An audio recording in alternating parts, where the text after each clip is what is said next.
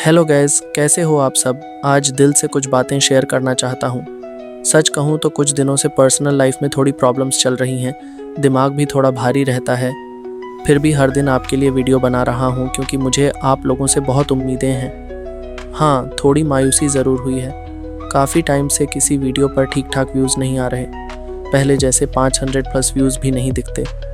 अगर कभी कभी होता तो समझ आता, बट अब ये रोज़ हो रहा है। पर जान लो एक बात, आप लोगों का प्यार और सपोर्ट ही मेरी सबसे बड़ी ताकत है। मैं हार मानने वालों में से नहीं हूँ। जब आप साथ हो तो कोई भी मुश्किल बड़ी नहीं लगती। इसलिए चलो पॉजिटिव एनर्जी के साथ शुरू करते हैं आज का एपिसोड। अचानक एक नीला साया हवा में लहराया और यनमो के पास आके खड़ा हो गया। नरम मुस्कान के साथ उसने सामने खड़े उयंग चंकिंग को देखा और बोला, तो आप है ब्रदर उयंग। ब्रदर यनमो से आपकी कहानी सुनी थी। मनाता हूँ, यनमो थोड़ा लड़कू और अपने आप को कुछ ज़्यादा ही समझता है। लेकिन आप भी एक जीत के बाद उसका मजाक उड़ा रहे हो और पूरे सीजू के डिसाइपल्स को नीचा दिखाने की कोशिश कर रहे हो। ये भी तो किसी जेंटलमैन का काम नहीं हुआ ना। और हम तो यहाँ बेजू की मदद के लिए आए हैं, ना कि अपना नाम रोशन करने। ऐसे में ये सब करना ठीक नहीं लगता। उयंग चंगचिंग ने नक से हवा छोड़ी और बिना ज़्यादा सीरियसली लेते हुए बोला, गलत क्या? तुम्हारे पास जो छोटी छोटी छोटी ब्रेड वाला बंदा है ना, वो खुद को सिजू का नंबर 1 बोलता था। मैंने उसे हरा दिया तो खुश हुआ। और वैसे भी मैं बेजू का टॉप डिसाइपल हूँ। नाम कमाने की मुझे ज़रूरत नहीं, समझे। फिर आंख थोड़ी सी हाफ क्लोज करके उस नए आदमी को घूरा और बोला, और तुम कौन हो भाई? मुस्कुराते हुए आदमी ने हाथ जोड़कर बड़े अदब से बोला, मैं वू चिंक्यू, चिंगजो के ताइकिंग सेक्ट का, और ब्रदर यानमो के साथ शोंगलोंग एकेडमी में सीखा है। हम दोनों एक ही बैच के हैं। ये सुनते ही अंदर खड़े जोफान का चेहरा और भी ज़्यादा सीरियस हो गया। वो चिंक्यू भी आ गया। लगता है सीजू ने अपने असली एलिट्स को भेज दिया है बेजू में, और शायद वो भी। ये सोच के जोफान का दिल एक सेकंड के लिए डूब गया। बाहर उयंग चंगचिंग ने वू चिंक्यू को ऊपर से नीचे तक देखा, फिर क्यूरियस होकर पूछा, तुम भी श्वांगलोंग एकेडमी के हो? वाह, सुन रखा है वहाँ सिर्फ असली सोर्ड किंग बनने लायक लोग ही जाते हैं। अब ये बताओ, तुम ज़्यादा स्ट्रांग हो या ये फ्लेम डीमन? वो चिंक्यू थोड़ा मुस्कुराया, बहुत ही मॉडेस्ट टोन में बोला, हम दोनों एक जैसे हैं, अधिक नहीं कम नहीं। पर यनमो ने लंबी सांस लेते हुए सच बोल दिया, यह मुझसे 3 गुना बेटर है। मैं कभी इसे हरा नहीं पाया। उयंग चंकिंग के चेहरे पे एकदम क्लैरिटी आ गई। आह, तो असली नंबर 1 डिसाइपल तो तुम हो सीझाओ के। अब समझा मैं, इसीलिए तुम इतनी देर से आए। वो चिंक्यू कुछ कहने ही वाला था, पर उयंग ने हाथ उठा के उसे रोका। नहीं नहीं, मुझे सब समझ आ गया। मैं फ्लेम डीमन का एटीट्यूड देख चुका हूँ। बहुत एरोगेंट है। कल जब वो हरा, फिर भी उसकी आंखों में डिफीट नहीं थी।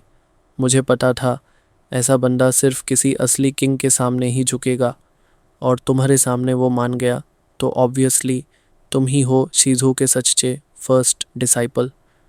वो चिंक्यू ने थोड़ा कोल्ड स्माइल दिया और कुछ बोलने ही वाला था कि उयंग चंकिंग ने चेस्ट ठोक के अनाउंसमेंट कर दिया, सुन लो सब लोग, आज दोपहर वुताई आइलैंड के सबसे बड़े मार्शल आर्ट्स ग्राउंड पे बेजू का नंबर 1 और सीजू का नंबर 1 लड़ेंगे।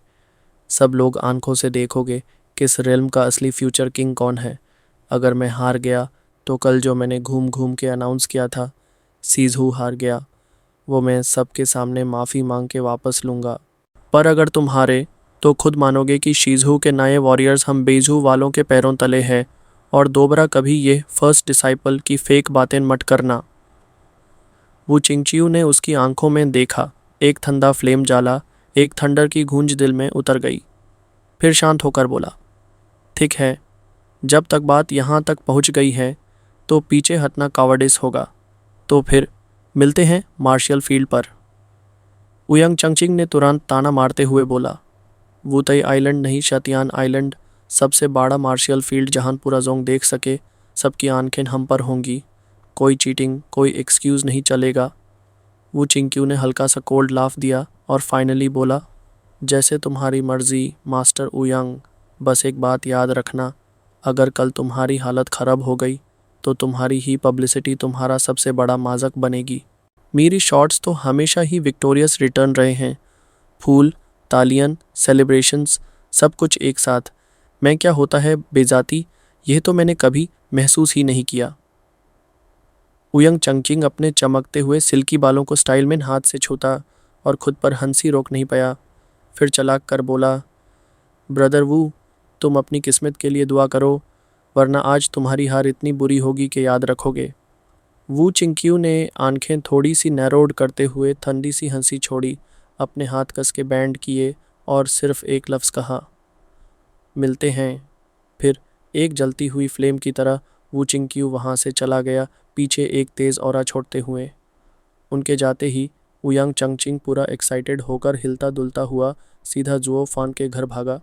जैसे ही अंदर आया, घबराते हुए बोला, सुनो सुनो, अभी अभी मेरे पास एक ज़बरदस्त टैक्टिक आया है। आज दोपहर को मैं चिज़हू के उन सब सेल्फ प्रोक्लेम्ड वॉरियर्स के सामने धूम मचाने वाला हूँ, इसलिए मैं अब तुमसे बकवास नहीं कर सकता। मुझे तुरंत अपने एंसेस्टर सेक्ट के सारे लोगों को बुलाना है ताकि वो सब मेरी परफॉर्मेंस देख सके। जो फान ने हल्का सा रिस्पेक्ट के साथ हाथ जोड़कर बोला, हाँ हाँ, उयंग सोन का ऑरा ही ऐसा है, जीत तो तय है, हे।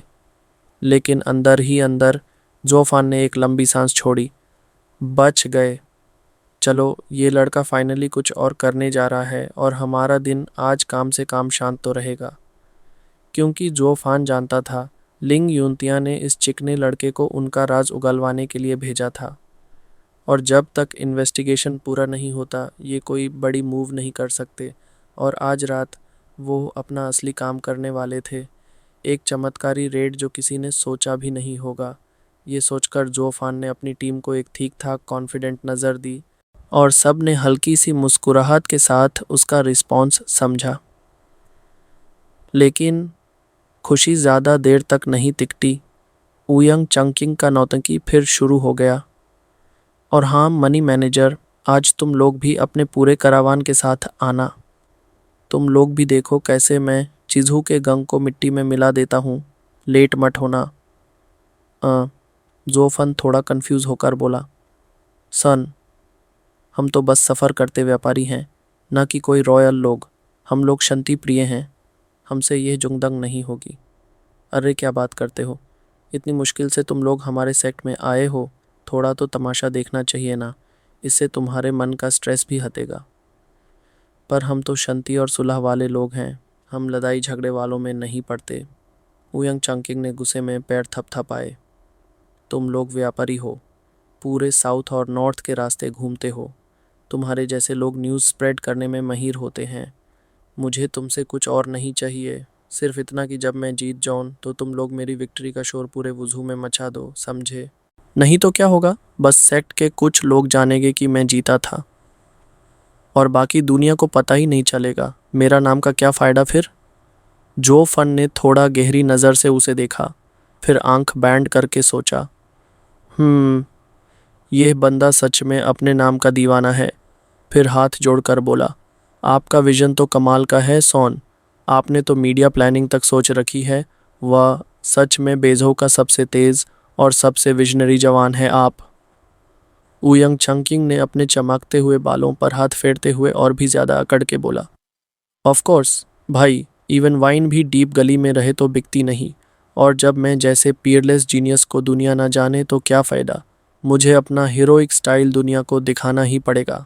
फिर एक झटके से उसने जो फान के चेस्ट पे दोस्ती से मुक्का मारा और आंख मार के बोला, दोपहर को टाइम पे पहुंचना, वरना अगर तुम नहीं आए तो मैं अपने आदमी भेज के तुम लोगों को खींच लाऊंगा, और तब अगर उनका एटीट्यूड बुरा हुआ तो तुम्हारा नुकसान होगा, समझे? कुछ लोग शांत की रोटी नहीं खाते तो उनको ज़बरदस्ती दारू पिलानी पड़ती है।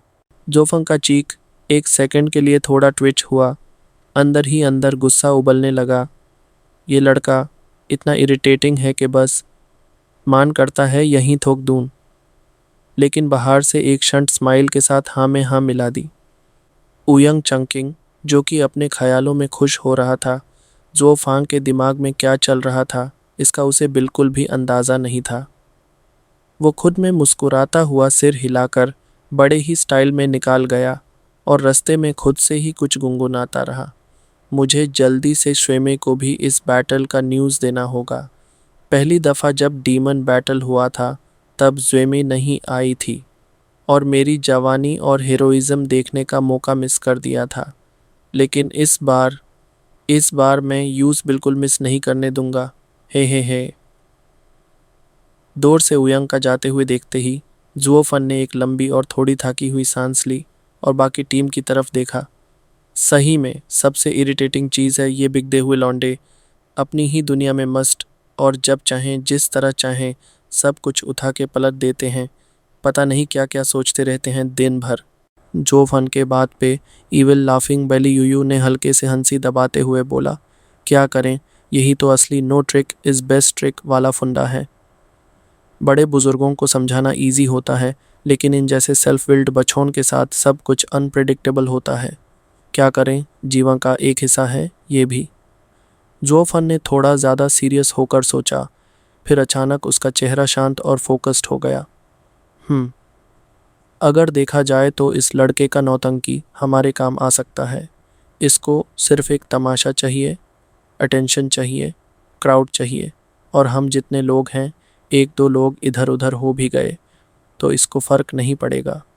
और जब यह अपना धूमधाम का सीन करेगा तो सेक्ट की सिक्योरिटी भी ऑब्वियस सी बात है लूज़ हो जाएगी। यानी परफेक्ट अपॉर्चुनिटी फॉर अस। फिर उसने बेली यूयू की तरफ देखा और सीरियस टोन में बोला, यू जब दोपहर में फ़ाइट स्टार्ट हो तुम वहाँ नहीं जाओगी। तुम्हारा काम है शंक्तियन आइलैंड का हाल चेक करना और स्पेशली पता करना कि फेंग तियनजियन कहाँ रखा गया है। याद रहे, तुम्हारे पास सिर्फ एक दोपहर है। जैसे ही रात गहराएगी हम अपना काम शुरू करेंगे और बाकी सब लोग, तुम लोग तमाशा देखने का एक्टिंग करते रहो, लेकिन जैसे ही वक्त आए सीधा सेक्ट में घुस जाएंगे और फिर तुरंत निकल लेंगे। सबको समझ आ गया? अंडरस्टूड। पूरी टीम एक साथ सीरियस फेसेस के साथ चिल्लाई। बेली यूयू, जो अभी भी थोड़ा मिस्chievous नज़र से सब कुछ देख रही थी, ज़ुओफन के शार्प और कैलकुलेटेड आंखों को देखकर अंदर ही अंदर खुश हो गई। एक छोटी सी विक्टोरियस स्माइल उसके लिप्स पे आ गई। भैया बांग बांग बांग, भैया बांग बांग बांग। दोपहर के वक्त नेक्स्ट डे आइलैंड के ग्रैंड मार्शल आर्ट्स स्टेडियम में, जहां असल में बस 10,000 डिसाइपल्स की कैपेसिटी थी, उसमें 50,000 प्लस लोग थून से गए थे। सब के सब दुख भरी शकाल, लेकिन हाथ में दो दो स्पिरिट सोल्जर्स पकड़े दिंग लिंग करते जा रहे थे और पूरे जोश में उयंग चंगचिंग के लिए चीर कर रहे थे। जो फन अपने चेहरे पे फ्लाइंग ईगल मास्क पहने हुए, सर पे एक हल्का रिंग बंधे हुए, भीड़ का काला समुंदर देखते हुए अपने कान फाड़ देने वाले, शाउटिंग और चीरिंग में खुद को संभालते हुए अंदर ही अंदर चीख उठता है, ये लड़का तो सही में होम ग्राउंड पे खेल रहा है। सिर्फ ऑडियंस का प्रेशर ही काफ़ी है सीजहोगंग को दबाने के लिए। उसके पास खड़े एक गार्ड ने हंसी दबाते हुए कहा, हे, क्या करें, हेमिंग सेक्ट का एरिया है और ये उयंग चंगचिंग अपना पूरा दादा है यहाँ। ज़ुओफन ने नक से हंकर दिया और थोड़ा डिसडेनफुली बोला, बात तो सही है, लेकिन ये मैच कुछ ज़्यादा ही वन साइडेड लग रहा है। बिल्कुल बुलिंग जैसे फील आ रहा है। जीत भी गया तो क्या, नुवो रिचे जैसे हवा में उड़ता रहेगा। कहीं से भी एक मॉडेस्ट जेंटलमैन जैसे बात नहीं आती इसमें। जो लोग सच में बड़े बनते हैं वो इतना शो ऑफ नहीं करते। अलस, जवानी का जोश, सब कुछ का एक अपना समय होता है। गार्ड हंसी नहीं रोक पाया और बोला, पफ, मिस्टर, आप तो ऐसे बात कर रहे जैसे कोई 80 साल के बुजुर्ग हो। ज़ुओफन ने बस ठंडा सा स्माइल दिया और बोला, भाई जब जिंदगी में इतना देख लिया हो तो चाहे उम्र कुछ भी हो, दिल अंदर से बुढ़ा हो ही जाता है। जवान बच्चा सिर्फ एक मौका ढूंढता है खुद को साबित करने का। जैसे कि ये उयांग अभी नया नया हीरो बना है, दुनिया की असली डेंजर से अभी अनजान है, और बुजुर्ग लोग, उनको हर चीज़ में रिस्क दिखाई देता है। वो अपनी हालत बचाने में लगे रहते हैं और इसी वजह से वो कंट्रोल में आ जाते हैं। डर ही सबसे बड़ा कंट्रोल का टूल है। गार्ड ने रिस्पेक्ट से झुक कर बोला, मिस्टर, आपके इंसाइट्स तो कमाल के हैं। आप तो लगते हो यंग भी नहीं, प्योर ओल्ड डेविल जैसे हो। ज़ुओफन हंस पड़ा, सही पकड़े, मैं ओल्ड डेविल ही हूँ, जो अपनी कमज़ोरी कभी नहीं दिखाता, वरना दूसरे लोग गले पड़ते हैं और गर्दन पे चाकू रख देते हैं। गार्ड लोगों ने फटाफट झुक के बोला, डेयर नॉट मिस्टर, हम तो बस सेकंड यंग मास्टर्स कहने पे आपके पास सीखने आए हैं। ज़ुओफान ने फिर से हल्का सा हंसी में सब कुछ डिसमिस कर दिया, लेकिन आंखों में एक चमक थी, एक शातिर और दूरदर्शिता वाली। और तभी एक जोर का हंसना स्टेडियम में गूंजता है। वुयांग चंगचिंग अपने फुल स्वाग में ज़ुओफान के पास आता है। उसने मास्क पे नज़र डाली और थोड़ा तंग करता हुआ बोला, अरे चैन गुआनशी, तुम मास्क में क्या जोकर लग रहे हो, ऐसे सीन में ऐसे चाले आए। ज़ुओफान ने कैजुअल स्माइल के साथ एक्सप्लेनेशन दिया, अरे हे क्या बताएं, छोटी बेटी से शार्ट लग गई थी, हर गया, और अब पूरा दिन मास्क पहन के घूमना पड़ रहा है। ज़ुओफान ने पास खड़ी क्वियर की तरफ इशारा किया, जो अपने गुस्से से फुल रेडी थी। वुयांग चंगचिंग कुछ बोलने ही वाला था कि क्वियर बीच में आ गई और चीखी, नहीं, पापा ने प्रॉमिस किया था, मास्क नहीं उतारेंगे। ज़ुओफान ने मौका पकड़ते हुए प्यार भरी स्माइल के साथ बोला, सन फॉरगिव मी, पर जो वादा किया है उस पे कायम रहना एक बाप की जिम्मेदारी है। वुयांग चंगचिंग थोड़ा सेंटिमेंट में आया और रिस्पेक्ट से बोला, वाह चैन गुआनशी, आप तो सच में बड़े ही अच्छे पिता निकले। आपको देखकर मुझे मेरे पापा की याद आ गई। बचपन में वो मुझे अपने कंधे पे घोड़ा बना के घुमाते थे। और फिर बाद में क्या हुआ? वुयांग चंगचिंग का चेहरा थोड़ा उदास था। ज़ुओफान कैजुअली पूछा, बाद में कुछ नहीं। वुयांग ने थोड़ा हंसी में लिप्स फ्लिकर करते हुए बोला, उसने मुझे झूठ बोला, कभी मुझे घोड़ा नहीं बनाया, मैं तो आज तक वेट कर रहा हूँ। फिर उसकी आंखों में थोड़ी नफरत सी चमक आई, इसीलिए मैं दुनिया में सबसे ज़्यादा नफरत करता हूँ झूठ से। कल फ्लेम डिमोन ने मुझे झूठ बोला, आज मैं इन चीज़ों वालों को ऐसी यादगार सबक सिखाऊंगा कि ज़िंदगी भर नहीं भूलेंगे। ज़ुओफान उसकी आंखों में कुछ गैर मामूली देख रहा था। थोड़ी देर शॉक्ड रहा, फिर धीरे से मुस्कुराया और सोचा, समझ गया, इसका पूरा एटीट्यूड इस एक छोटी सी बचपन की चोट का रिजल्ट है। दिल से तो ये अभी भी एक छोटा बच्चा ही है। वुयांग चंगचिंग थोड़ा सीरियस होकर ज़ुओफान की तरफ देखता है और क्विर की तरफ इशारा करके बोलता है, प्रॉमिस करो, इससे कभी झूठ नहीं बोलोगे। ज़ुओफान ने हल्का सा स्mirक दिया और आसान सी आवाज़ में बोला, आई प्रॉमिस। थोड़ा डाउटफुल ग्लांस देके वुयांग चंगचिंग वापस घूम गया, लेकिन जाते जाते उसके चेहरे पे अब भी एक छोटी सी चिंता छुपी हुई थी। ज़ुओफान उसके एरोगेंट जाते हुए बैग को देखता रहा और पहली बार उसे थोड़ा फनी लगा। दिल से सोचा, सच में हर बिगड़े हुए बच्चे के पीछे एक उदास कहानी छुपी होती है। वुयांग चंगचिंग का यह एरोगेंस उसके बचपन के एक अधूरे वादे का दाढ़ है, जिसे उसका बाप कभी पूरा नहीं कर पाया। पफ, सब गार्ड्स नीचे देखकर हंसी दबाते हैं, लेकिन आंखों में थोड़ा संवेदना भी है। ये एल्डर ब्रदर्स ना दुनिया का असली दाढ़ क्या होता है जानते ही नहीं। किसी ने हल्का सा मटर मटर किया और तभी एक तेज़ बूमिंग आवाज़ स्टेडियम में गूंजती है, वुयांग एवरग्रीन, रेडी योरसेल्फ। सब लोग हैरान होकर देखते हैं। डोर से कुछ फिगर्स आते दिखते हैं, चीज़ों के एलीट डिसाइपल्स, और उनके बीच एक जानी पहचानी छाया, एक जानी हुई सेफ्ट साड़ी में लपेटी हुई लड़की। ज़ुओफान का पूरा शरीर एक पल में फ्रीज हो गया। उसकी आंखों में कुछ चमका और एक सेकंड में उसके दोनों हाथ कस के बॉल बन गए। उसकी दांत अपने होंठ काट रहे थे और लहू टपकने लगा, लेकिन फिर भी उसने अपने दाढ़ को छुपाने की कोशिश की। गार्ड लोग पैनिक में पूछते हैं, सर क्या हुआ? ज़ुओफान कुछ नहीं बोलता। उसके फ्लाइंग ईगल मास्क के नीचे से बस आंखों से पानी टपक रहा था। पहली बार इन सब ने ज़ुओफान को ऐसे देखा। यह आदमी जो हमेशा शातिर और कंट्रोलमैन होता था, अभी बिल्कुल हेल्पलेस लग रहा था। सब लोग समझ नहीं पाए। उन्होंने भी आंखों से देखा, सेफ्ड कब्जों में एक कमज़ोर लड़की जिसे दो औरतें संभाल रही थी। हल्का सा हवा का झोंका आए तो लगता था जैसे वो उड़ जाएगी। उसी वक्त वुयांग चंगचिंग अपना चेस्ट ठोकते हुए आगे बढ़ता है और शिजू के लोगों की तरफ तेवर से बोलता है, ये हेमिंग सेक्ट का ग्राउंड है, मैंने कुछ लोगों को बुलाया है देखने के लिए, क्या तुम्हें कोई दिक्कत है? यंझू के लीडर यानमो आगे बढ़ने ही वाला था कि तभी वू चिंगच्यू ने उसे हाथ से रोक दिया और ठंडे शांत लेकिन कटिंग लफ्ज़ों में बोला, ये गुली सेक्ट का ग्राउंड है, हम सिर्फ तुम्हारे और हमारे सबसे ताकतवर डिसाइपल्स के बीच का फाइनल देखने आए हैं। और वैसे भी पेशेंट को डराना नहीं चाहिए। पेशेंट। उयंग थोड़ा कंफ्यूज्ड होता है। अपनी ब्राउज थोड़ी उठाकर उयंग चंकिंग ने उस बिखरे हुए सफ़ेद बालों वाली लड़की की तरफ नज़र डाली। आंखों में थोड़ा हैरानी थी, थोड़ा मजाक भी। फिर बिना रोक पाए एक जोर का हंस पड़ा। तुम कह रहे हो ये इस वक्त जब तुम बेजू मदद करने आए हो तो साथ में ये पेशेंट भी ले आए? तुम लोग क्या सोच रहे थे?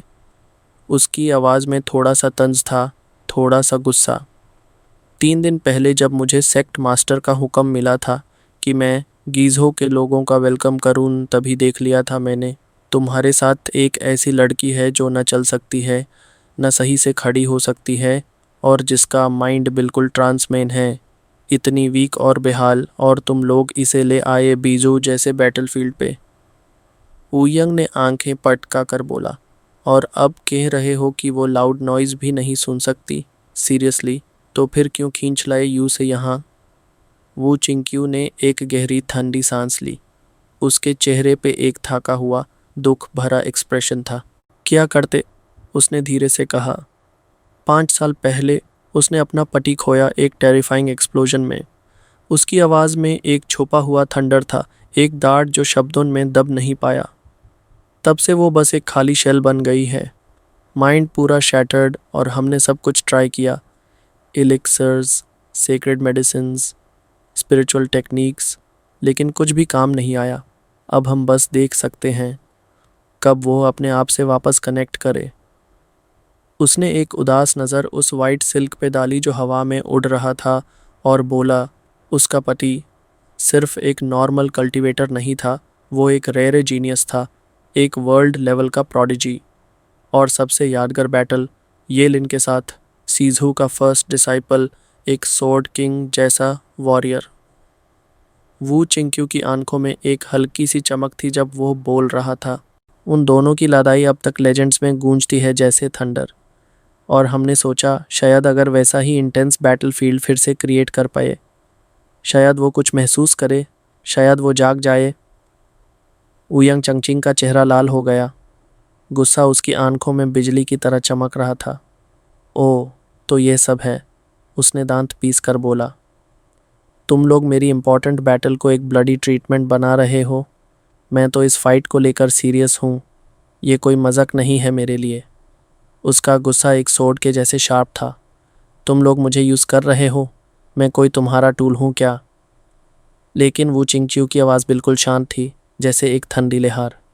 उसने उयंग चांगचिंग की आंखों में सीधा देखा और काल्मली कहा, बिल्कुल नहीं। तुम खुद चाहते हो सीजू के फर्स्ट डिसाइपल से लड़ना ताकि तुम वुझू में अपना नाम इस्टेब्लिश कर सको। हम तो बस एक छोटी सी राइड ले रहे हैं। तुम्हारा नाम चमकेगा और हो सकता है हमारी एक बहन की रूह बचा जाए। उसकी आवाज़ में न दिखावा था न मांग, बस एक हल्का सा सच्चा होप। तो सोचो उयांग, ये एक विन विन है। तुम्हारा नाम भी चमकेगा और किसी की ज़िंदगी भी बचेगी। उयांग थोड़ा चुप हो गया, गुस्से और मजबूरी के बीच जूझता हुआ। फिर एक ठंडी स्नॉट के साथ वो स्टेज की तरफ चल पड़ा, अपनी सोर्ड किंग की कहानी लिखने के लिए और पीछे एक अधूरी कहानी को संभालने का भरोसा छोड़कर।